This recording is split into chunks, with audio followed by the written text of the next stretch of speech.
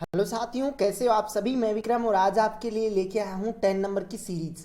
इससे पहले हमने 9 पार्टों को पूरा कर चुके हैं। 3000 प्लस क्वेश्चनों की जो बहुत ही इंपॉर्टेंट क्वेश्चनों की हमने जो सीरीज शुरू कर रखी है उसका ये 10वें नंबर का लेक्चर है आज। इससे पहले हमने 9 सीरीजों को पूरा कर चुके हैं। यदि आपने उन पार्टों को नहीं देखा है तो क्रम टू क्रम देखते चलिएगा, जिससे कि सभी चीज़ें आपको समझ में आ सकें। और दोस्तों, टॉपिक से रिलेटिव यदि आपको पीडीएफ प्राप्त करनी हो तो डिस्क्रिप्शन बॉक्स में पीडीएफ का लिंक दिया गया है, उस पीडीएफ को भी आप प्राप्त कर सकते हैं।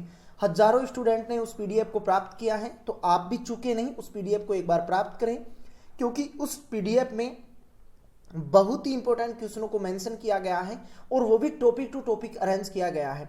तो आप एक बार उस पीडीएफ को प्राप्त करें और सभी क्वेश्चनों को वन बाय वन देखते चलिएगा। चलिए दोस्तों, टॉपिक को स्टार्ट करते हैं। जैसा कि हमने कोशिका का जो पार्ट शुरू कर रखा है, इस कोशिका के पार्ट का आज तीसरे नंबर का लेक्चर है। तो इसमें यदि आपने 2 पार्टों को नहीं देखा है तो उन दोनों पार्टों को भी आप देखिएगा, जिससे कि जुड़ाव की चीजें आपके समझ में आ सके। 41 नंबर का जो क्वेश्चन है उसमें हमें यहां से बताना है कि माइटोकॉन्ड्रिया संबंधित होता है। माइटोकॉन्ड्रिया किससे संबंधित होता है?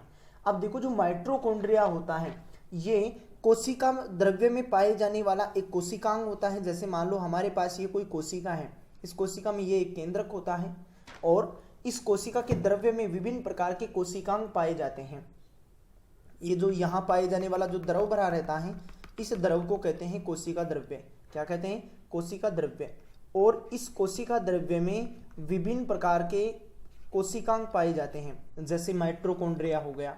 एक की बात करें हम किसकी? माइटोकॉन्ड्रिया की। तो ये माइटोकॉन्ड्रिया पाया जाता है।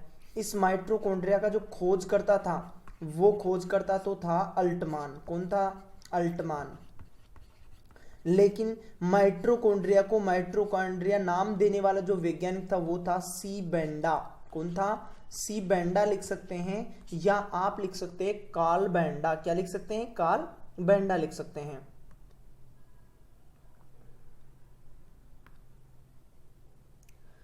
और अब हमें यह बताना था कि ये जो माइटोकॉन्ड्रिया होता है, ये इसका काम क्या होता है। किसी भी कोशिका में एटीपी के रूप में ऊर्जा उत्पादन करने का काम जो कोशिकांग करता है, उस कोशिकांग को कहते हैं माइटोकॉन्ड्रिया। यानी कि एटीपी के द्वारा क्या प्रदान करता है? ऊर्जा उत्पन्न करने का काम करता है, या ऊर्जा निर्माण करने का काम करता है। इसी कारण इस माइटोकॉन्ड्रिया को कोशिका का बिजली घर कहा जाता है। क्या कहा जाता है? बिजली घर या पावर हाउस कहा जाता है। पावर हाउस कहा जाता है। तो आप इस प्रश्न का सही जवाब बता पाते क्या कि माइटोकॉन्ड्रिया किससे संबंधित होता है?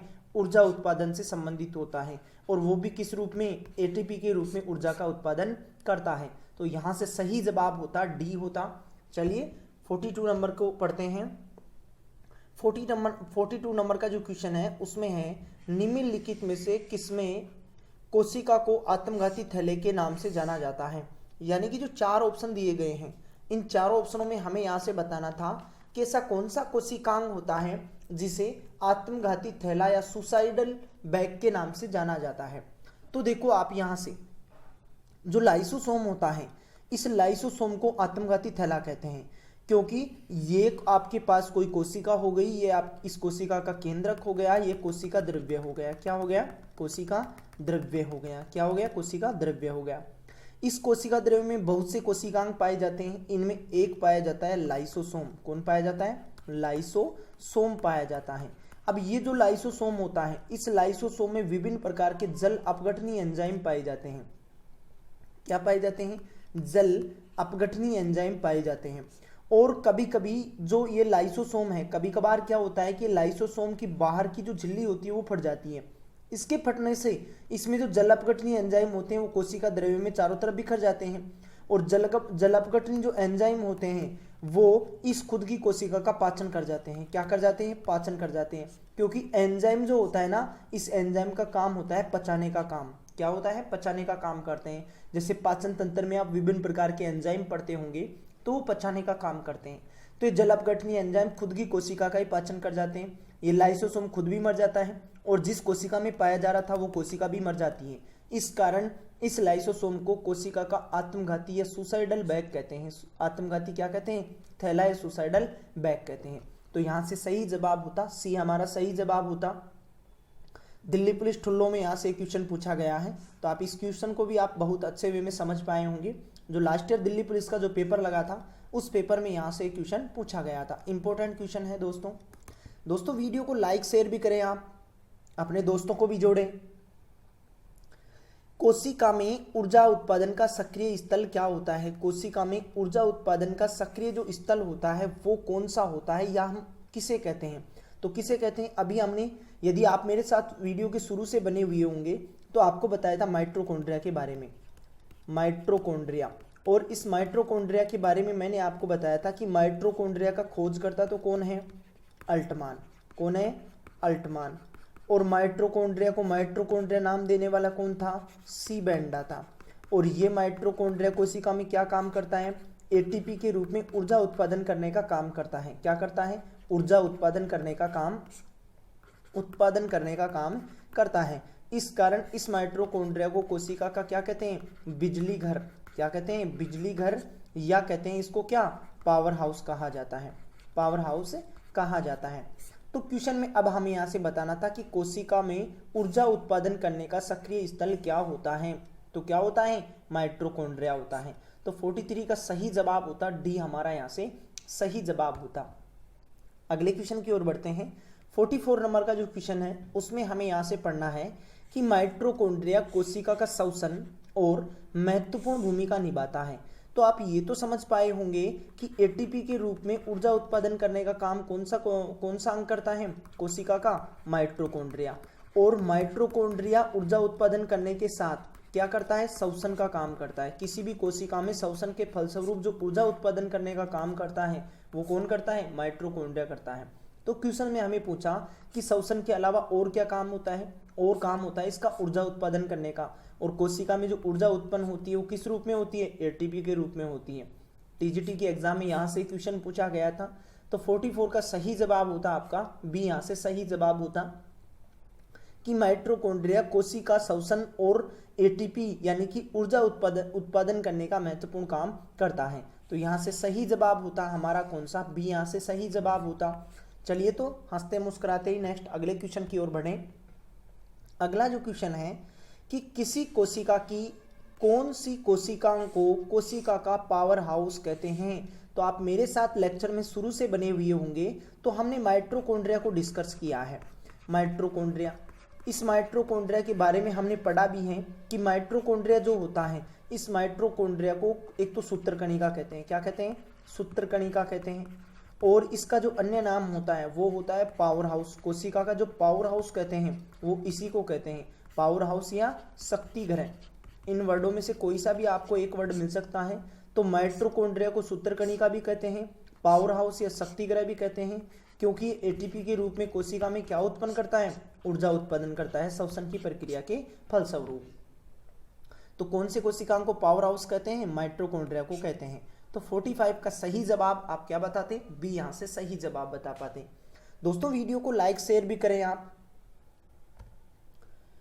माइटोकॉन्ड्रिया शब्द किसके द्वारा दिया गया था? माइटोकॉन्ड्रिया शब्द किसके द्वारा दिया गया था? CHSL के पेपर में प्रश्न पूछा गया था, ये इंपॉर्टेंट क्वेश्चन है। और दोस्तों यदि टॉपिक से रिलेटिव अभी तक आपने PDF नहीं प्राप्त की है तो डिस्क्रिप्शन बॉक्स में PDF का लिंक दिया गया है, वहां से आप उस PDF को भी प्राप्त करें। हजारों स्टूडेंट ने उस PDF को प्राप्त किया है। और जो फिलहाल ही CHSL के पेपर लग रहे हैं उनमें हुबहू यहाँ से क्वेश्चन देखने को मिल रहा है इस PDF में। और इस PDF की खास बात यह है कि इसमें सभी टॉपिकों को क्रम टू क्रम अरेंज किया गया है। और इस सीरीज को ही हम पूरा करने वाले हैं, उन टॉपिकों को जो आपको PDF में अवेलेबल है उन टॉपिकों को हम यहाँ क्वेश्चन के अनुसार पढ़ने वाले हैं। तो आप मेरे साथ रोजाना इसी प्रकार 10 बजे बने रहिएगा, जिससे कि हम सभी चीज़ों को समझ सकें। जैसे कुछ स्टूडेंट तो ऐसे हैं वो रोजाना 10 बजे लाइव क्लास में आते हैं, हमारे से जुड़े रहते हैं और कमेंट बॉक्स में अपना सही जवाब भी बताते रहते हैं। तो आप भी हमारे साथ जुड़े रहिएगा। पीछे के लेक्चर्स को आपने नहीं देखा है तो पीछे के लेक्चर को भी आप देखें। माइटोकॉन्ड्रिया शब्द किसके द्वारा दिया गया है? तो माइटोकॉन्ड्रिया देखो, एक तो आपको क्वेश्चन यहाँ से दो तरीके से पूछा जा सकता है कि माइटोकॉन्ड्रिया की खोज किसने की। माइटोकॉन्ड्रिया की खोज के बारे में यदि पूछा जाता है तो माइटोकॉन्ड्रिया की खोज तो किसने की? अल्टमान ने की। किसने की? अल्टमान ने की। लेकिन माइटोकॉन्ड्रिया को माइटोकॉन्ड्रिया नाम देने वाला जो वैज्ञानिक था वो था सी बेंडा सी बेंडा या कार्ल बेंडा, या था कौन, कार्ल बेंडा था। तो आपको यदि मेरे साथ लेक्चर में शुरू से बने हुए होंगे तब भी आपने इस चीज को सीखा होगा कि माइटोकॉन्ड्रिया का खोजकर्ता तो कौन है, अल्टमान है, और नाम किसने दिया, सी बेंडा ने, कार्ल बेंडा ने दिया। तो यहां से हमारा सही जवाब होता बी, यहां से सही जवाब होता। और आप मेरे को ये कमेंट बॉक्स में लिख के बताओ कि एंटोनी वॉन ल्यूवेनहोक, इस ल्यूवेनहोक वैज्ञानिक को आप किस वे से जानते हो। आपने पहले भी इसका नाम बहुत जगह सुन चुके हो।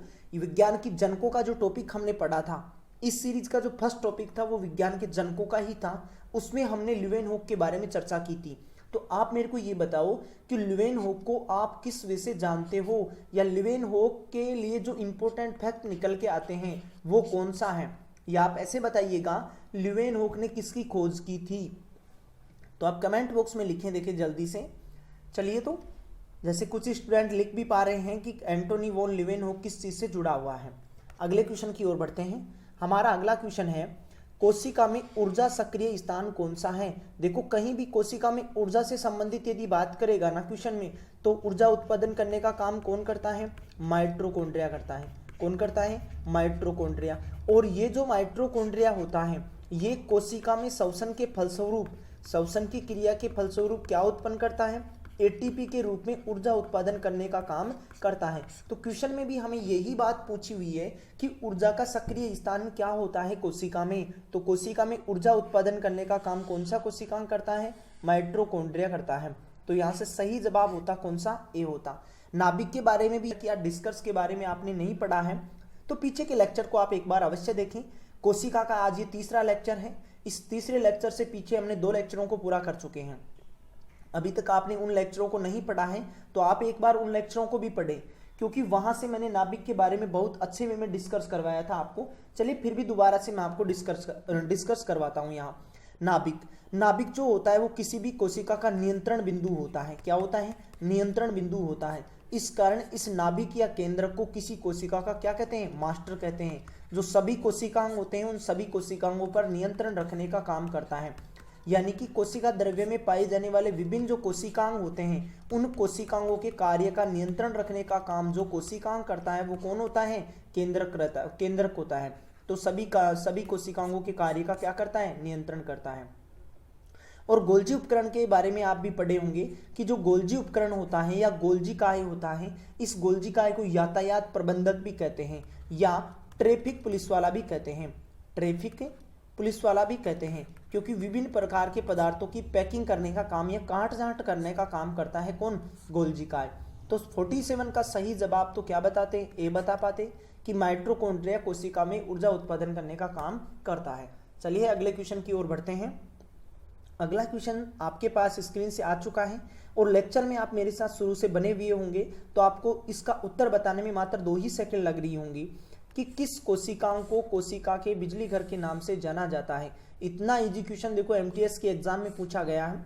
तो आपको हमारे जो हमारे द्वारा जो उपलब्ध किया गया जो कंटेंट है उस कंटेंट में आपको हूबहू क्वेश्चन में देखने को मिलने वाले हैं। तो आप इस पीडीएफ को प्राप्त करें। पीडीएफ का लिंक आपको डिस्क्रिप्शन बॉक्स में मिल जाएगा। और आप वीडियो को शेयर भी करें। शेयर करने में आप बहुत ज़्यादा कंजूसी यूज करते हो, तो वीडियो को शेयर भी करें अपने दोस्तों को, जिससे कि आपके द्वारा ऐसा करने से हमारे को मोटिवेशन मिलता है और मैं अपनी अधिक ऊर्जा से काम करने के लिए यहाँ बैठा रहता हूँ। चलिए तो अगले क्वेश्चन की ओर बढ़ते हैं। इस क्वेश्चन का तो आप जवाब बता पाए होंगे 48 का कि बिजली घर किसे कहते हैं, माइटोकॉन्ड्रिया को कहते हैं। तो यहाँ से सही जवाब बता पाते कौन सा, बी। यहाँ से सही जवाब बता पाते कि माइटोकॉन्ड्रिया को कोशिका का क्या कहते हैं, बिजली घर कहते हैं। क्या कहते हैं, बिजली घर कहते हैं, बिजली घर कहते हैं। या आप कह सकते हैं इसको क्या, पावर हाउस भी सही कहा जाता है। और जो लाइसोसोम होता है, इस लाइसोसोम को कोशिका का क्या कहते हैं, आत्मघाती थैला कहते हैं, आत्मघाती थैला कहते हैं। और जो गोल्जी उपकरण होता है, इस गोल्जी काय को ट्रैफिक पुलिस वाला कहते हैं। क्या कहते हैं, ट्रैफिक पुलिस वाला कहा जाता है, क्योंकि कोशिका द्रव्य में पाए जाने वाले विभिन्न पदार्थों की काट-छांट करने का काम ये गोल्जी काय या गोल्जी उपकरण ही करता है। तो यहाँ से इसकी सही व्याख्या समझ पाए होंगे। अगले क्वेश्चन की ओर बढ़ते हैं। अगला 49 नंबर का क्वेश्चन है, कोशिका में किस भाग को प्रोटीन की फैक्ट्री कहा जाता है। ये देखो, इस बात को हमने वीडियो के फर्स्ट लेक्चर में, इस टॉपिक का जो फर्स्ट लेक्चर था उस फर्स्ट लेक्चर में भी हमने डिस्कस किया था कि प्रोटीन संश्लेषण करने का काम कौन करता है। तो देखो, अंतःप्रद्रवी जालिका जो होती है, एंडोप्लाज्मिक जो रेटिकुलम होती है, इसको शॉर्ट में कहते हैं ER, अंतःप्रद्रवी जालिका। अंतःप्रद्रवी जालिका, ये अंतःप्रद्रवी जालिका जो होती है ये कोशिका द्रव्य में दो प्रकार की होती हैं। एक तो होती है कौन सी, खुरदरी, खुरदरी ER, खुरदरी अंतःप्रद्रवी जालिका, और एक होती है चिकनी ER, जिसे कहते हैं चिकनी अंतःप्रद्रवी जालिका। खुरदरी अंतःप्रद्रवी जालिका पर क्या पाए जाते हैं, राइबोसोम पाए जाते हैं, और चिकनी जो अंतःप्रद्रवी जालिका होती है ये किसका संश्लेषण करती है, वसा का संश्लेषण करने का कार्य करती है। लेकिन जो खुरदरी अंतःप्रद्रवी जालिका हो गई उस पर राइबोसोम पाए जा रहे हैं, ये किसका संश्लेषण करते हैं, प्रोटीन का संश्लेषण करने का काम करते हैं। इस कारण राइबोसोम को प्रोटीन की फैक्ट्री कहा जाता है। तो सही जवाब बताते कौन, राइबोसोम, की राइबोसोम को प्रोटीन की फैक्ट्री कहते हैं, क्योंकि राइबोसोम प्रोटीन संश्लेषण का कार्य करते हैं। और ये राइबोसोम कहाँ पाए जाते हैं, खुरदरी अंतःप्रद्रवी जालिका पर पाए जाते हैं। लोको पायलट के पेपर में यहाँ से क्वेश्चन पूछा गया था, इंपॉर्टेंट क्वेश्चन है, आगामी एग्जाम्स में भी आपके लिए दोबारा देखने को मिल सकता है। चलिए तो दोस्तों आप वीडियो को शेयर भी किया करो, जिससे कि आपके द्वारा मेरे को मोटिवेशन मिलता है, और मैं जिस ऊर्जा से यहाँ से काम करता हूँ और आप उसकी डबल ऊर्जा से यहाँ पढ़ने के लिए बैठा किया करो, जिससे कि आपको बहुत सी बातें यहाँ से सीखने को मिलने वाली हैं। चलिए तो अगला क्वेश्चन आपके पास स्क्रीन से आ चुका है। 80% से अधिक कोशिका में पाए जाने वाला पदार्थ कौन सा होता है। किसी भी कोशिका में अधिकतर मात्रा में जो पाया जाता है वो पाया जाता है कौन, जल पाया जाता है। और जल का सूत्र क्या होता है, H2 होता है। और जल का अणुभार यदि पूछा जाए आपसे कि जल का अणुभार कितना होता है, तो जल का अणुभार कितना होता है, 18 होता है। ये जल देखो दो टुकड़ों में बना हुआ है, एक तो H2 और एक O। H2 का वजन तो होता है 2 और ऑक्सीजन का होता है कितना, 16। इस कारण इसका टोटल अणुभार कितना हो गया, 18। और अणुभार का यदि अनुपात भी पूछे ना तो 1 अनुपात कितना होता है, 8 होता है। तो यहाँ से सही जवाब बता पाते कि किसी भी कोशिका में अधिकतर मात्रा में जो पाया जाता है वो कौन होता है, जल होता है। चलिए तो अगले क्वेश्चन की ओर बढ़ते हैं। अगला क्वेश्चन है, इनमें से कौन अभिव्यक्ति और परिभाषा से उपयुक्त है, यानी कि हमें यहाँ से मिलान करना था। अब देखो, कहीं भी यदि इस प्रकार का प्रश्न आ जाए तो आपको खुश हो जाना चाहिए, क्योंकि इनमें से यदि आपको एक या दो भी चीजें आती हैं ना तो पूरा प्रश्न आपका सही हो सकता है। कैसे, जैसे मान लो बाकी चीजों को बाकी चीजों को आप मान लो नहीं जानते थे, लेकिन आप ऊर्जा को तो जानते हैं कि कोशिका में ऊर्जा उत्पन्न होने वाली जो होती है वो ATP के रूप में होती है। तो मतलब तीसरा मिलान करना चाहिए किससे, 1 से मिलान करना चाहिए। तो तीसरा किससे, 1 से मिलान कर रहा है। तो यदि मैं परीक्षा में बैठता तो मैं तो सिर्फ इतना ही देखता कि तीसरे से कौन मिल रहा है, A। लेकिन हम तो प्रैक्टिस बेस पे बैठे हैं, तो हमें सभी ऑप्शनों को आपको डिस्कस करना है यहाँ से। तो जैव ऊर्जा का मतलब होता है अच्छे स्वास्थ्य से जुड़ा हुआ होता है। और स्वास्थ्य जो होता है, ये स्वास्थ्य किसका, जीवन का एक आधार होता है, इससे जुड़ा हुआ होता है। और पोषण बच गया किससे, स्वास्थ्य झलक से जुड़ा हुआ है। तो यहाँ से आपका सही जवाब होता कौन सा, C यहाँ से सही जवाब होता। और यदि आप परीक्षा में बैठे हैं तो इसी प्रकार से आप जांचें, जिससे कि आपके पास अधिकतर टाइम बच पाएगा। अगला क्वेश्चन भी सुमेलित करने वाला ही है। रेलवे की एग्जाम में 2014 में यहाँ से क्वेश्चन पूछा गया था कि निम्न को सुमेलित करें। देखो, लाइसोसोम, हमने इससे पीछे वाले लेक्चर में भी और आज वाले लेक्चर में भी, यदि आप शुरू से मेरे साथ बने हुए होंगे तो आज हमने सीखा है कि लाइसोसोम को कोशिका का क्या कहते हैं, आत्मघाती थैला कहते हैं। यानी कि 1 से तो क्या मिलना चाहिए, C मिलना चाहिए। तो देखो, ये A और C, ये तो कभी ऑप्शन हमारा सही जवाब नहीं हो सकता, या तो B होगा या D होगा। DNA किसी भी कोशिका का आनुवंशिक मटेरियल जिसपे गुणसूत्र पाए जाते हैं, उनके दौरान हम काउंटिंग करते हैं इसकी। तो दूसरे से कौन मिलना चाहिए, B मिलना चाहिए। इतना देखते ही हम परीक्षा में अपना सही जवाब टिक करके अगले क्वेश्चन की ओर बढ़ते हैं। लेकिन हम तो यहाँ प्रैक्टिस बेस पे बैठे हैं, तो सभी चीज़ों को आप पढ़ें, सभी चीज़ों को आप सही तरीके से डिस्कस करें। और माइटोकॉन्ड्रिया किससे जुड़ा हुआ है, पावर हाउस, या जिसे हम क्या कहते हैं, बिजली घर से जुड़ा हुआ है। बहुत से एग्जामों में यहाँ से क्वेश्चन डायरेक्ट पूछे जाते हैं कि लाइसोसोम को क्या कहते हैं, आत्मघाती थैला कहते हैं, और माइटोकॉन्ड्रिया को क्या कहते हैं, पावर हाउस कहते हैं। तो यहाँ से आप सही जवाब भी बता पाए होंगे। चलिए तो अगले क्वेश्चन की ओर बढ़ते हैं। हमारा अगला प्यारा सा क्वेश्चन स्क्रीन पे आ चुका है। चलिए तो इसका उत्तर भी आप बताएं। देखें कि कोशिका के आत्मघाती बैग कहलाते हैं। कोशिका के आत्मघाती बैग किसे कहते हैं? देखो सीपीओ की एग्जाम में यहाँ से क्वेश्चन पूछा गया था, इंपॉर्टेंट क्वेश्चन है, और हमने पीछे के लेक्चर में डिस्कस भी किया है इस बात को कि कोशिका का आत्मघाती थैला हम किसे कहते हैं। किसी भी कोशिका का आत्मघाती थैला किसे कहते हैं? लाइसोसोम को कहते हैं। कोशिका का आत्मघाती जो थैला कहलाता है वो कौन कहलाता है? लाइसोसोम। किसी भी कोशिका का ट्रैफिक पुलिस वाला कौन कहलाता है? पुलिस वाला कौन कहलाता है? गोल्जी का कहलाता है। राइबोसोम क्या कहलाता है? राइबोसोम को कहते हैं प्रोटीन की फैक्ट्री। प्रोटीन की फैक्ट्री कहते हैं राइबोसोम को। और जो हमारे पास है कौन? माइटोकॉन्ड्रिया। इस माइटोकॉन्ड्रिया को बिजली घर कहा जाता है, या आप कह सकते हो इसको क्या? पावर हाउस इसे कहते हैं। तो चारों ही ऑप्शनों के बारे में जो जुड़ी हुई बातें हैं वो आप जान पाए होंगे कि माइटोकॉन्ड्रिया को कोशिका का बिजली घर या पावर हाउस कहते हैं, राइबोसोम को प्रोटीन की फैक्ट्री कहते हैं, लाइसोसोम को आत्मघाती थैला कहते हैं, और गोल्जी काय को ट्रैफिक पुलिस वाला कहते हैं। क्वेश्चन में हमें यहाँ से पूछा था कि आत्मघाती बैग किसे कहते हैं, तो किसे कहते हैं? लाइसोसोम को कहते हैं। और रीजन आपको पता होगा कि लाइसोसोम को आत्मघाती थैला क्यों कहते हैं, क्योंकि हमने आज के लेक्चर में शुरू के क्वेश्चन में डिस्कस किया था। आप मेरे साथ वीडियो में शुरू से बने हुए होंगे तो आप इसका रीजन भी जान पाए होंगे कि लाइसोसोम को आत्मघाती थैला क्यों कहते हैं, क्योंकि लाइसोसोम में विभिन्न प्रकार के जल अपघटनीय एंजाइम पाए जाते हैं। क्या पाए जाते हैं? जल अपघटनीय एंजाइम पाए जाते हैं। और जब लाइसोसोम की बाहरी आवरण फट जाता है तो जल अपघटनीय एंजाइम बाहर निकलते हैं और ये खुद की कोशिका का पाचन कर जाते हैं, और इसी कारण से लाइसोसोम को आत्मघाती थैला कहा जाता है। अगला क्वेश्चन की ओर बढ़ते हैं। हमारा जो नेक्स्ट क्वेश्चन है वो है कोशिका के किस अंग को सेल्यूलर गार्बेज डिस्पोजल कहा जाता है? मतलब सुसाइडल बैग किसे कहते हैं? क्योंकि अपशिष्ट पदार्थों का पाचन करता है कौन सा? आपके पास कौन करता है? लाइसोसोम करता है। तो हमारा यहाँ से सही जवाब होता बी। गार्बेज का मतलब होता है अपशिष्ट। और जो राइबोसोम हो गया, इस राइबोसोम को क्या कहते हैं? प्रोटीन की फैक्ट्री कहते हैं। लाइसोसोम को आप समझ ही पाए होंगे, आत्मघाती थैला कहते हैं या सेलुलर गार्बेज डिस्पोजल कहते हैं। एंडोप्लाज्मिक रेटिकुलम अंतःपृथ्वी जालिका शॉर्ट में इसे ईआर कहते हैं, और इसी पर क्या पाए जाते हैं? राइबोसोम पाए जाते हैं। और माइटोकॉन्ड्रिया को बिजली घर या पावर हाउस कहा जाता है। तो सही जवाब बता पाते अपना कौन सा?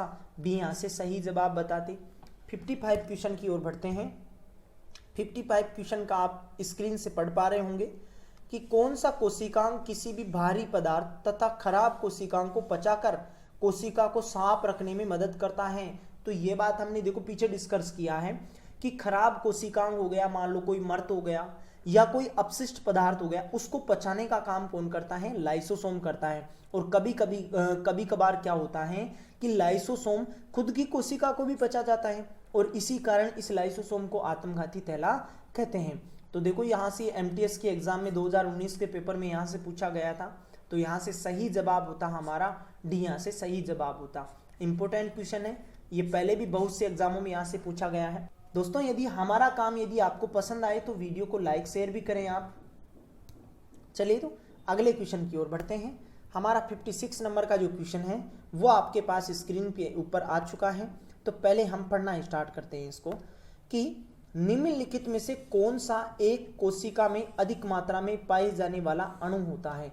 यदि आप इस लेक्चर में मेरे साथ शुरू से बने हुए होंगे तो हमने पीछे क्वेश्चन डिस्कस किया था, उसमें यह पूछा गया था कि किसी भी कोशिका में 80% से अधिक मात्रा में पाए जाने वाला क्या होता है। अधिक मात्रा में पाए जाने वाला जो होता है वो कौन होता है? जल होता है।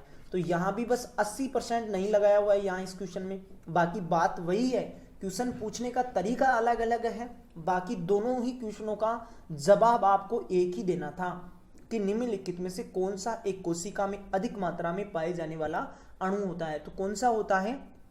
जल होता है। पहले आपको मैं वो पीछे वाला क्वेश्चन भी दिखाता हूं। पीछे वाले क्वेश्चन में क्या पूछा था देखो, हमें पीछे वाला क्वेश्चन था ये हमारे पास कि 80% से अधिक मात्रा में पाए जाने वाला कोशिका में क्या होता है, तो वहां से हमें बताया था क्या? जल होता है।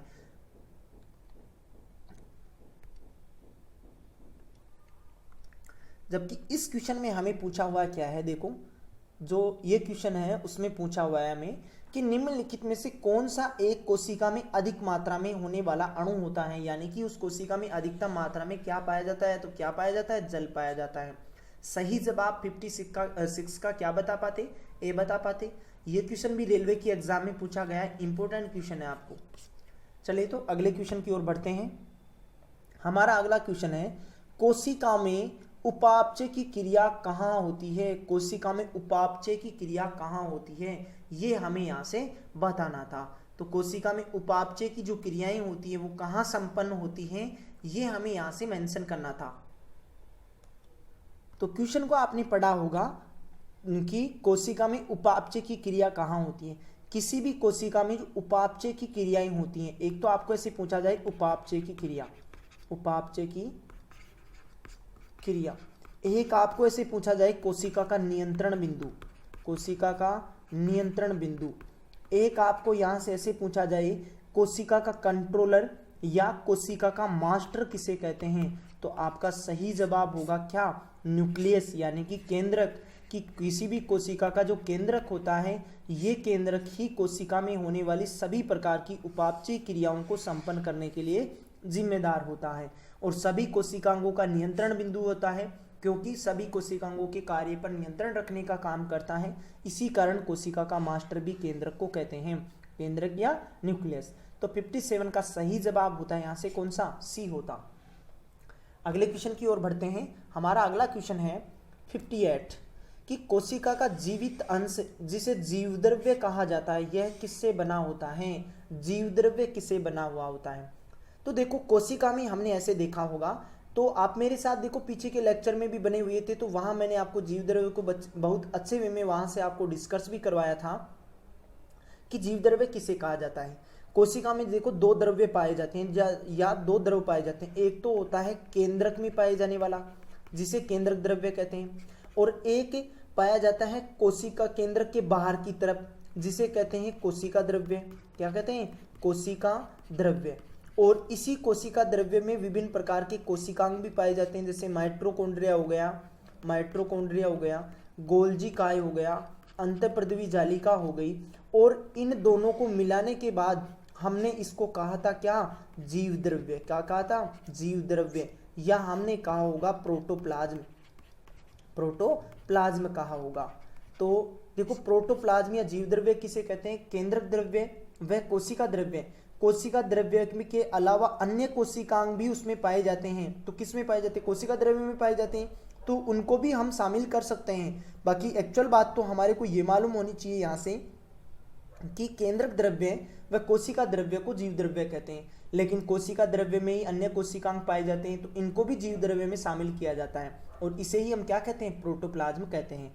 और जीव द्रव्य को जीवन का भौतिक आधार किसने कहा था, जीव द्रव्य को जीवन का भौतिक आधार किसने कहा था, भौतिक आधार किसने कहा था, ये आप मेरे को कमेंट बॉक्स में लिख के बताएं, क्योंकि मैंने फर्स्ट लेक्चर में इस बात को डिस्कस करवाया था कि प्रोटोप्लाज्म या जीव द्रव्य को जीवन का भौतिक आधार कहने वाला जो वैज्ञानिक था वो वैज्ञानिक कौन था।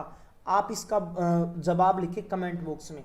और 58 का सही जवाब तो कौन सा होता, कोशिका द्रव्य प्लस केंद्रक द्रव्य और अन्य जो कोशिकांग होते हैं इन सभी को एक जगह मिलाते हैं तो हमारे पास क्या बनता है, जीव द्रव्य या प्रोटोप्लाज्म, उसे हम कहते हैं। तो 58 का सही जवाब तो आप क्या बता पाते, डी बता पाते। लेकिन अभी तक आपने कमेंट बॉक्स में नहीं लिखा है कि जीवन का भौतिक आधार कौन से वैज्ञानिक ने कहा था जीव द्रव्य के बारे में। तो चलो देखो जैसे कुछ स्टूडेंट लिख भी पा रहे हैं। चलिए तो बाकी क्या कर रहे हैं यहाँ, चलिए तो उत्तर बताएं। देखें, जीव द्रव्य को जीवन का भौतिक आधार किन वैज्ञानिकों ने कहा था या किस वैज्ञानिक ने कहा था, ये आप कमेंट बॉक्स में लिख के बताएं। देखें, तब तक मैं अगले क्वेश्चन की ओर बढ़ता हूं। अगला क्वेश्चन है, कोशिका में सबसे प्रचुर मात्रा में अणु होते हैं जो कोशिका द्रव्य का 70% या उससे अधिक होता है या अधिक होती हैं। यानी कि कोशिका में देखो क्वेश्चन हमारे को बड़ा दे रखा है, क्वेश्चन भी यदि आपको नहीं समझ में आया हो तो इस क्वेश्चन को शॉर्ट एंड स्वीट शब्दों में आप समझें कि कोशिका में पाए जाने वाला अधिकतर मात्रा में क्या होता है या कोशिका में अधिकतर मात्रा में किसके अणु पाए जाते हैं।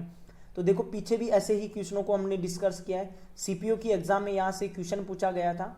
तो किसी भी कोशिका में अधिकतम मात्रा में पाए जाने वाले जो अणु होते हैं, जो कौन से होते हैं, H2O, या किसके होते हैं, जल के होते हैं। किसके होते हैं, जल के होते हैं। तो सही जवाब आपका यहाँ से क्या होता है, डी यहाँ से सही जवाब होता। चलिए तो अगले क्वेश्चन की ओर बढ़ते हैं हंसते मुस्कुराते ही। और दोस्तों वीडियो को लाइक करें आप एक बार, और एक बार इसको अपने दोस्तों को शेयर भी करें।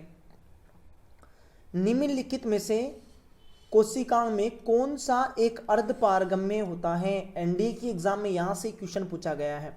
दोस्तों आप ऐसे घबराए नहीं, आगामी जितनी भी एग्जाम होगी, जितनी भी प्रतियोगी परीक्षाएं होगी जिसमें सामान्य विज्ञान सिलेबस में जुड़ा हुआ है, उसमें सभी में आप यदि इस सीरीज में आप मेरे साथ शुरू से एंड तक बने रहोगे तो सभी जो एग्जाम होगी जिसमें सामान्य विज्ञान सिलेबस में जुड़ा हुआ है उसमें आप पेपर में धुआं करने वाले हो।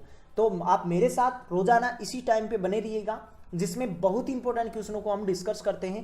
आगामी एग्जाम में यहाँ से आपको हुबहू क्वेश्चन देखने को मिलने वाले हैं। और इन सभी की पीडीएफ प्राप्त करने के लिए डिस्क्रिप्शन बॉक्स में एक लिंक दिया गया है, आप उस लिंक की सहायता से पीडीएफ को प्राप्त करें, क्योंकि उस पीडीएफ में आपको टॉपिक टू टॉपिक सभी टॉपिकों के आपको क्वेश्चन अरेंज करके दिए गए हैं। तो आप उन टॉपिक को आप एक बार पढ़ें और आप रोजाना मेरे साथ इस 10 बजे वाली क्लास में जुड़े रहिएगा, जिसमें हम सभी क्वेश्चनों को बहुत अच्छे वे में समझने वाले हैं। और आगामी एग्जाम में आप सामान्य विज्ञान से जुड़े हुए जो आपके पास सिलेबस में आपके सामान्य विज्ञान है उसमें आप बहुत अच्छा स्कोर कर पाओगे। चलिए तो 60 नंबर के क्वेश्चन में हमें बताना था कि निम्न में से ऐसा कौन सा कोशिकांग होता है जो अर्धपारगम्य होता है। अर्धपारगम्य का मतलब आधा पारगम्य। आधा पारगम्य का मतलब होता है कुछ चीजों को तो कोशिका के अंदर जाने दे और कुछ के प्रवेश को रोक दे। अब देखो जो आपके पास जो पादप कोशिका होती हैं, इस पादप कोशिका के बाहर की तरफ डबल लेयर होती हैं। एक तो कौन सी कोशिका डबल लेयर में, एक तो कौन सी होती है सबसे बाहर की तरफ, तो कौन सी होती है, कोशिका भित्ति। कौन सी होती है, कोशिका भित्ति होती है। और अंदर की तरफ कौन सी होती है, कोशिका झिल्ली होती है। कोशिका झिल्ली, जिसे हम क्या कहते हैं, प्लाज्मा झिल्ली भी कहते हैं। क्या कहते हैं, प्लाज्मा झिल्ली भी कहते हैं। लेकिन ये जो कोशिका जो भित्ति होती है ये तो पाई जाती है कौन सी, पारगम्य होती है। क्या होती है, ये तो पारगम्य होती है, मतलब कोशिका के अंदर जाने वाले और बाहर जाने वाले पदार्थों पे कोई कंट्रोल रखने का काम नहीं करती है, ना ही उनको रोका टोकी करने का काम करती है। कौन, कोशिका भित्ति। यानी इससे जचे जो ही पदार्थ अंदर जा सकता है और जिसके जच गई वही कहाँ निकलेगा, कोशिका से बाहर निकलेगा। तो ये तो होती है पारगम्य। लेकिन कोशिका झिल्ली या प्लाज्मा जो झिल्ली होती है ये होती है अर्धपारगम्य। कैसी होती है, इसकी प्रकृति अर्धपारगम्य प्रकार की इसकी प्रकृति होती है। कोशिका में अनावश्यक पदार्थों के प्रवेश को तो रोक देती है और आवश्यक पदार्थ को कोशिका के अंदर जाने देती है। इस कारण इसको अर्धपारगम्य झिल्ली भी कहा जाता है। तो अर्धपारगम्य की प्रकृति किसमें पाई जाती है, कोशिका झिल्ली। तो यहां से हमारा सही जवाब होता कौन सा, कोशिका झिल्ली, यानी कि ए हमारा यहां से सही जवाब होता। चलिए दोस्तों अगले क्वेश्चन की ओर बढ़ते हैं। हंसते मुस्कुराते रहिएगा आप मेरे साथ और ऊर्जावान बन के आप क्वेश्चनों को डिस्कस करें यहाँ से, क्योंकि मैं पूरे दिन काम करके पूरे दिन क्लासें लेकर आपको जिस एनर्जी से पढ़ाता हूं आप उसकी डबल एनर्जी के साथ यहाँ किया करो।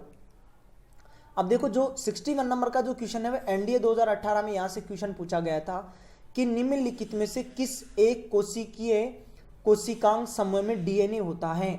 हमारे पास जो 4 ऑप्शन हैं उन चारों ऑप्शनों में हमें ऐसे बताना था कि डीएनए किस में पाया जाता है। अब देखो शुरू के लेक्चर में तो मैंने आपको ऐसे बताया था कि किसी भी कोशिका का जो केंद्रक होता है इस कोशिका में अपना एक डीएनए पाया जाता है, या आप ऐसे कह सकते हो आनुवांशिक पदार्थ पाया जाता है। लेकिन केंद्रक के अलावा कुछ ऐसे कोशिकांग और होते हैं जिनमें स्वयं का डीएनए पाया जाता है। केंद्रक में तो पाया ही जाता है, इसके अलावा कुछ ऐसे कोशिकांग और होते हैं जिनमें खुद का डीएनए पाया जाता है। वो एक तो कौन सा होता है, माइटोकॉन्ड्रिया। माइटोकॉन्ड्रिया में भी खुद का डीएनए पाया जाता है। माइटोकॉन्ड्रिया के अलावा एक आप जान चुके हो कौन, केंद्रक। केंद्रक में भी खुद का डीएनए पाया जाता है। और एक पादप कोशिका में पाए जाने वाला कौन होता है, हरित लवक। कौन होता है, हरित लवक। ये 3 ऐसे कोशिकांग होते हैं जिनमें खुद का डीएनए पाया जाता है। और माइटोकॉन्ड्रिया को पीछे के लेक्चर में मैंने आपको बताया था कि माइटोकॉन्ड्रिया को क्या कहा जाता है, सूत्रकणिका भी कहा जाता है। तो अब हमें यहां से चुनना था कि सूत्रकणिका यानी कि माइटोकॉन्ड्रिया केंद्रक और हरित लवक। तो यहां से हमारा सही जवाब होता 61 का ए, कि इस माइटोकॉन्ड्रिया, केंद्रक और हरित लवक इन तीनों कोशिकाओं में खुद का डीएनए पाया जाता है। तो सही जवाब होता हमारे पास यहाँ क्या, ए हमारे पास यहाँ से सही जवाब होता। अगला क्वेश्चन आपके सामने स्क्रीन पे आ चुका है। ये देखो ग्रुप डी की एग्जाम में यहां से क्वेश्चन पूछा गया है, इंपॉर्टेंट क्वेश्चन है कि हमारे शरीर में कई अंग हैं, निम्नलिखित में से कौन सा अंग सबसे बड़ा होता है। यही क्वेश्चन राजस्थान पुलिस में भी पूछा गया है। राजस्थान पुलिस में भी यहां से एक क्वेश्चन पूछा गया है कि शरीर का, मनुष्य के शरीर का सबसे बड़ा जो अंग होता है वो कौन होता है। देखो शरीर के सबसे बड़े अंग की यदि हम चर्चा करें तो आप दो चीजों को याद रखें। एक तो मैंने आपको ऐसे कहा कि शरीर का सबसे बड़ा अंग कौन सा होता है, लेकिन भार के आधार पे, वजन के आधार पे शरीर का सबसे बड़ा अंग होता है कौन, यकृत। कौन होता है, यकृत, जिसे हम क्या कहते हैं, लीवर कहते हैं। क्या कहते हैं, लीवर। और शरीर का सबसे बड़ा अंग जो क्षेत्रफल के यदि आधार पे पूछा जाए तो क्षेत्रफल के आधार पे शरीर का सबसे बड़ा अंग होता है कौन, त्वचा। कौन होती है, त्वचा। दोनों ही इंपॉर्टेंट क्वेश्चन है, बहुत बार आपको परीक्षाओं में पूछे जाते हैं। लेकिन अब हमें यहाँ क्वेश्चन में ऐसे पूछा गया है कि हमारे शरीर में कई अंग हैं, निम्नलिखित में से कौन सा अंग सबसे बड़ा है। ना तो हमें भार के आधार पे पूछा और ना ही क्षेत्रफल के आधार पे पूछा। यदि कहीं इस प्रकार से क्वेश्चन पूछा जाएगा तो इन दोनों में से कोई एक आपको ऑप्शन में मिलने वाला है। तो देखो यहाँ त्वचा मिला हुआ है, त्वचा हमारा यहाँ से सही जवाब होता। 62 का सही जवाब बता पाते आप क्या, सी बता पाते।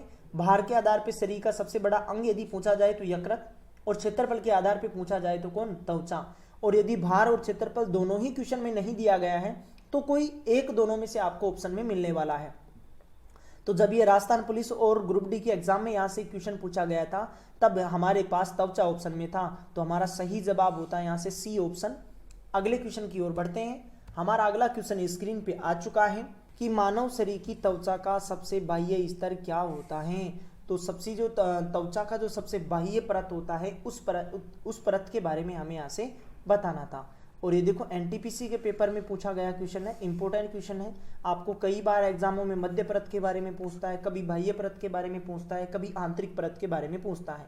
तो जो त्वचा होती है, इस त्वचा के 3 स्तर होते हैं। मनुष्य के शरीर में बाह्य की तरफ पाई जाने वाली जो त्वचा होती है, इस बाह्य त्वचा के 3 स्तर होते हैं।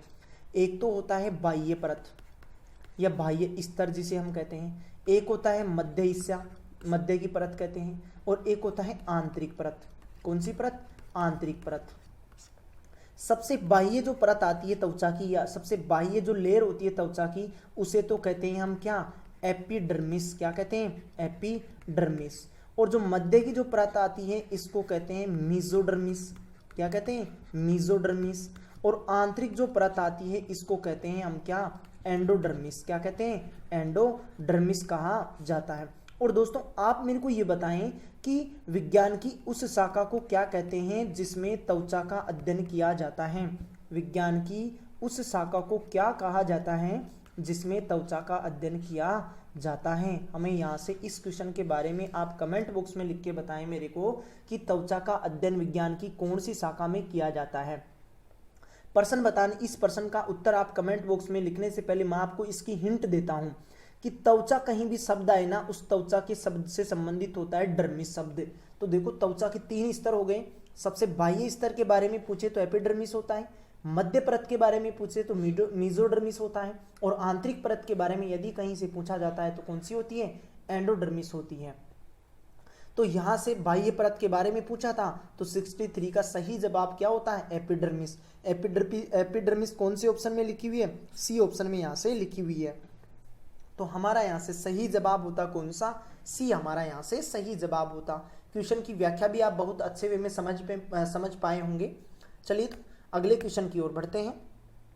अगला क्वेश्चन है, निम्नलिखित में से किसे कोशिका की ऊर्जा मुद्रा के रूप में जाना जाता है। ऊर्जा मुद्रा के रूप में जाना जाता है तो किसके रूप में जानते हैं, एटीपी के रूप में जानते हैं। और एटीपी का उत्पादन कौन सा कोशिकांग करता है, माइटोकॉन्ड्रिया करता है। कौन सा करता है, माइटोकॉन्ड्रिया। माइटोकॉन्ड्रिया जो होता है ना, वो कोशिका में काम करता है ऊर्जा संश्लेषण का।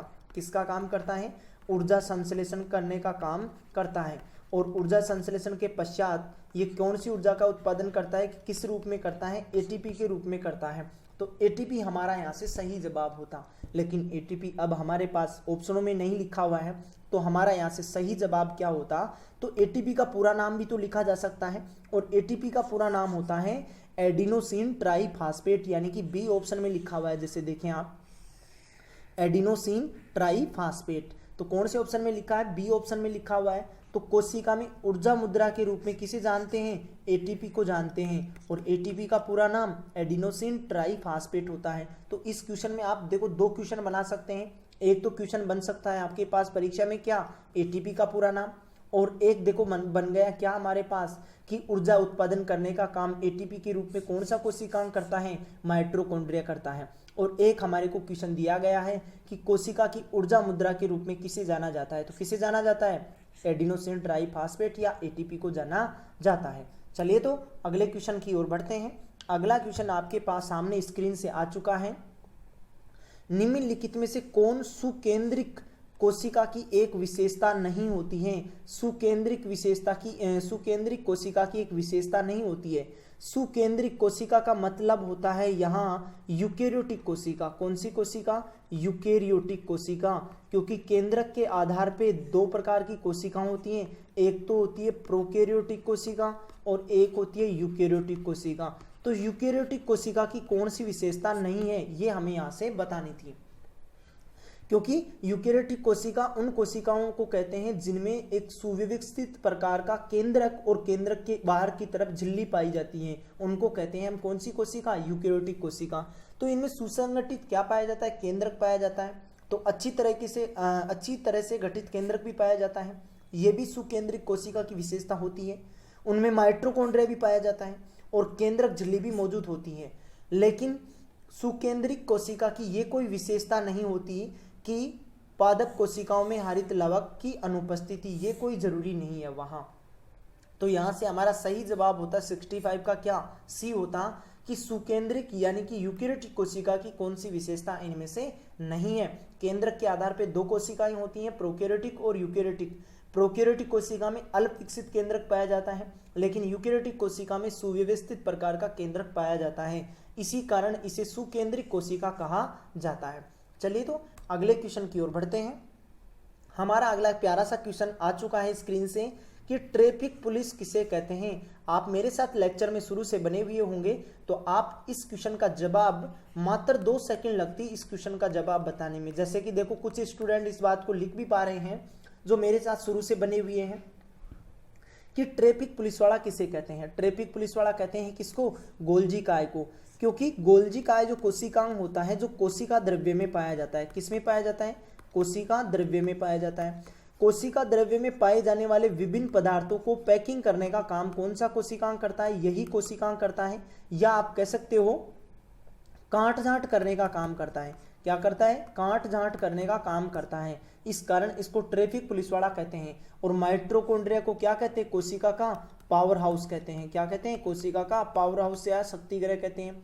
राइबोसोम को प्रोटीन की फैक्ट्री कहते हैं। क्या कहते हैं, प्रोटीन की फैक्ट्री कहते हैं। और लाइसोसोम को क्या कहते हैं, आत्मघाती थैला कहते हैं, आत्मघाती थैला किया कहा जाता है। तो यहां से हमारा सही जवाब होता कौन सा, ट्रैफिक पुलिस वाला तो किसे कहते हैं, गोल्जी काय को कहते हैं। किसको कहते हैं, गोल्जी काय को। आत्मघाती थैले के बारे में पूछे तो किसको कहेंगे, लाइसोसोम को। प्रोटीन की फैक्ट्री के बारे में पूछे तो किसको कहेंगे, राइबोसोम को। और राइबोसोम कहाँ पाए जाते हैं, अंतःप्रद्रवी जालिका यानी कि ईआर के ऊपर पाए जाते हैं। और माइटोकॉन्ड्रिया को क्या कहते हैं, कोशिका का पावर हाउस कहा जाता है। तो इस क्वेश्चन से जुड़ी हुई सभी बातों को आप जान पाए होंगे। तो आप वीडियो को लाइक शेयर भी करें दोस्तों, और टॉपिक से रिलेटिव पीडीएफ को आप डिस्क्रिप्शन बॉक्स से प्राप्त कर सकते हैं। और सबसे इंपॉर्टेंट बात, आप हमारे टेलीग्राम पे भी ज्वाइन हुए, क्योंकि टेलीग्राम चैनल पे मैं बहुत सी इंपॉर्टेंट क्यूज रोजाना लगाता हूं। कुछ इंपॉर्टेंट आपके लिए जो पीडीएफ होती हैं उन पीडीएफों को भी आपको टेलीग्राम की सहायता से मैं अवेलेबल करवाता हूं। तो आप मेरे टेलीग्राम चैनल पे भी ज्वाइन हुए। टेलीग्राम चैनल का लिंक आपको डिस्क्रिप्शन बॉक्स में मिल जाएगा। चलिए तो अगले क्वेश्चन की ओर बढ़ते हैं। हमारा अगला क्वेश्चन है, निम्नलिखित में से कौन सा एक कोशिकीय नहीं है। एक कोशिकीय निम्न में से कौन सा नहीं है, वो हमें यहाँ से बताना था। तो देखो पूरी जनता इस चीज को जानती है कि अमीबा तो क्या होता है, एक कोशिकीय होता है। प्लाज्मोडियम भी एक कोशिकीय होता है, लेकिन पैरामीशियम भी एक ही कोशिका होता है। यानी कि अमीबा, प्लाज्मोडियम और पैरामीशियम ये तीनों के तीनों क्या होते हैं, एक कोशिकीय जीव होते हैं। क्या होते हैं, एक कोशिकीय जीव होते हैं। क्वेश्चन में हमें क्या पूछा था कि निम्नलिखित में से एक कोशिकीय कौन सा नहीं है, तो कौन सा नहीं है, स्पाइरोगायरा। स्पाइरोगायरा ये एक कोशिकीय नहीं होता है, बहुकोशिकीय जीवों में इसको शामिल किया जाता है। सीजीएल के पेपर में यहाँ से क्वेश्चन पूछा गया था, तो हमारा सही जवाब होता है यहाँ से कौन सा, बी होता हमारा सही जवाब। तो चलिए तो अगले क्वेश्चन की ओर बढ़ते हैं। अगला क्वेश्चन है क्रेब्स चक्कर कहाँ संपन्न होता है। तो देखो माइटोकॉन्ड्रिया जो होता है, इस माइटोकॉन्ड्रिया में जो ऊर्जा उत्पादन होती है, यानी कि एटीपी के रूप में जो जीवों को ऊर्जा मिलती है, वो ऊर्जा एक माइटोकॉन्ड्रिया में जो चक्कर पूरा होता है इस चक्कर के द्वारा मिलती है, जिसे हम कहते हैं क्या, क्रेब्स चक्कर। और क्रेब्स चक्कर के दौरान ही माइटोकॉन्ड्रिया ऊर्जा का उत्पादन कर पाता है। तो क्रेब्स चक्कर कहाँ संपन्न होता है, माइटोकॉन्ड्रिया में संपन्न होता है। तो यहाँ से 68 का सही जवाब होता कौन सा, बी यहाँ से सही जवाब होता।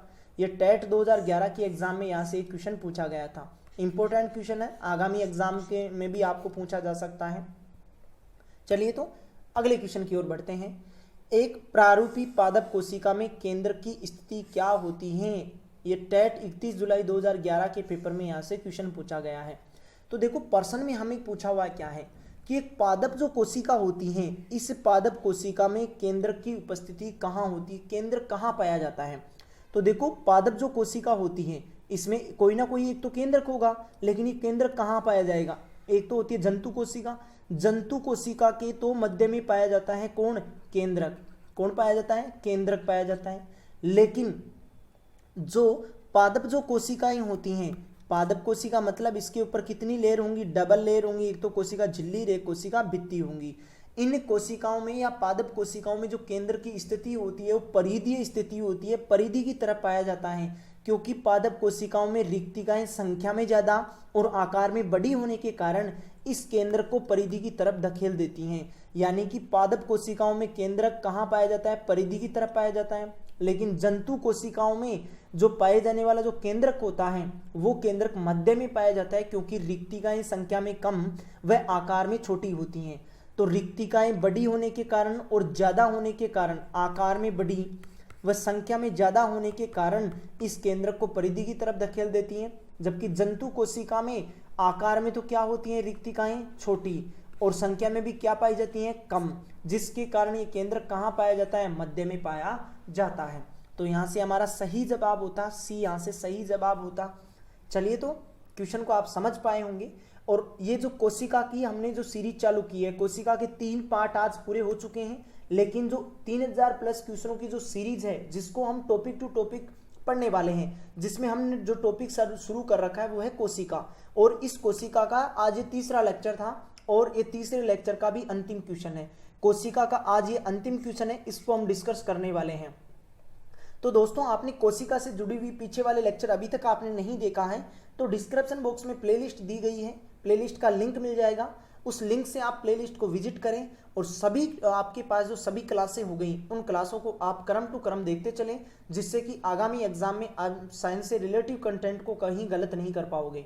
और इनकी पीडीएफ भी आपको डिस्क्रिप्शन बॉक्स में जो लिंक दिया गया है वहां से आप उस पीडीएफ को भी प्राप्त करें। जो क्वेश्चन दिया गया है वो है निम्नलिखित में से किस कोशिकांग का अन्य नाम पेलेड कण भी कहा जाता है।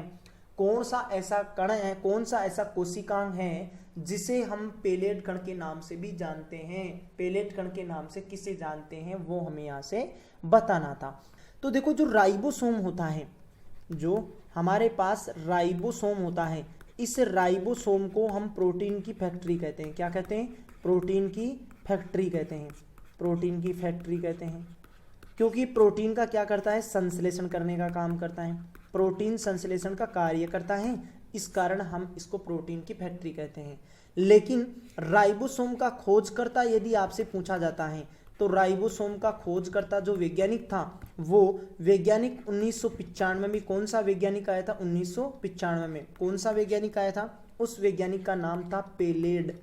पेलेड नामक वैज्ञानिक ने राइबोसोम की खोज 1995 में की थी अतः इसी के नाम पर इसे पेलेट कण कहा जाता है। इस वैज्ञानिक के नाम के आधार पर ही इसे क्या कहते हैं, पेलेट कण कहा जाता है। तो हमारा सही जवाब होता है यहाँ से कौन, राइबोसोम। तो देखो यहाँ से हमने अलग अलग क्वेश्चन को डिस्कस किया है। राइबोसोम से जुड़े हुए कौन कौन से क्वेश्चन आपके पास बन सकते हैं कि राइबोसोम को प्रोटीन की क्या कहते हैं, फैक्ट्री, प्रोटीन का क्या करता है, संश्लेषण, इसकी खोजकर्ता कौन है, पेलेट, और पेलेट नामक वैज्ञानिक के आधार पर ही इस राइबोसोम को पेलेट कण भी कहा जाता है। टेट की परीक्षा में ये पूछा गया क्वेश्चन है, इंपॉर्टेंट क्वेश्चन है दोस्तों। इसी प्रकार आगामी वीडियोस हो गए, आगामी जो लेक्चर हो गए, उनमें भी आप रात को रोजाना 10 बजे मेरे साथ जुड़े रहिए, जिससे कि हम इसी प्रकार टॉपिक टू टॉपिक सभी जो सामान्य विज्ञान से जुड़ा हुआ जो कंटेंट है उस कंटेंट को हम यहाँ से पढ़ने वाले हैं। और दोस्तों हमारा यदि आपको दिया गया जो आपके पास जो मैटर है वो मैटर बहुत ही उपयोगी साबित होने वाला है आगामी एग्जाम्स के लिए, तो आप उस मैटर को भी प्राप्त करें पीडीएफ के फॉर्म में। पीडीएफ का लिंक आपको डिस्क्रिप्शन बॉक्स में मिल जाएगा। हजारों स्टूडेंटों ने उस पीडीएफ को प्राप्त किया है और उनके रेस्पॉन्स भी आते हैं हमारे पास कि सर आपके दिया गया जो कंटेंट है उसमें हूबहू क्वेश्चन देखने को मिला है।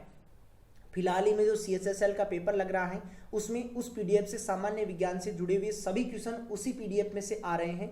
आप चाहे तो मिलान करके भी देख सकते हैं, तो आप एक बार उस पीडीएफ को भी प्राप्त करें। चलिए दोस्तों, इस सीरीज के अगले वीडियो में फिर से आपसे मुलाकात करता हूं। तब तक के लिए तहे दिल से आपका धन्यवाद।